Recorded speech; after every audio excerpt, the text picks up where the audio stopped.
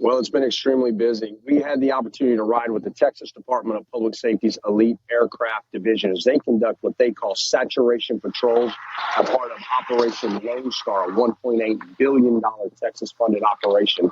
And our pilots were Captain O.J. Garcia and Sergeant Tim Spacek. And as soon as we got over the border region, immediately Border Patrol agents and local law enforcement began requesting support from that aircraft because it provides a force multiplier on the ground. And take a look at some of these exclusive images we got as 43 people. I mean, as soon as we got to the river, you could see people crossing from the Mexico side to the U.S. side, as you're seeing here.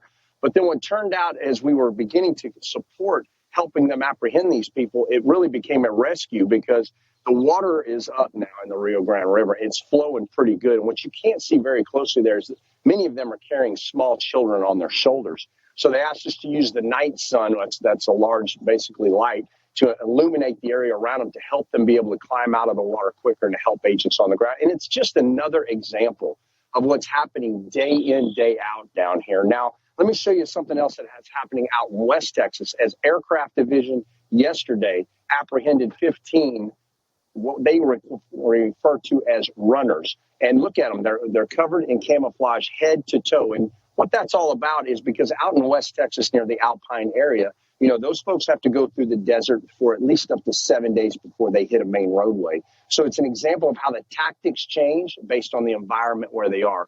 But again, I'm going to go back to what I am seeing on the ground. I want to be very clear here. This is not sustainable.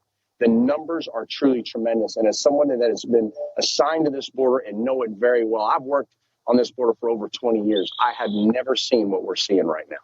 And Jason, before we let you go, I want to ask you, because I'm hearing from people down there at the border, you know, we heard about these cell phones that our government has paid for that they're going to give the migrants so they can track them, watch them, so they make sure they come back. But I'm hearing they don't want these phones. Are you hearing the same thing?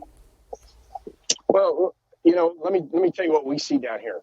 One of the untold stories is most of these migrants that cross, they all have cell phones and they're all communicating. So they're going to know that the U.S. government is planting tracking devices on those phones. So get ready. You're going to be seeing cell phones thrown from the southern border all the way to destinations all over this country.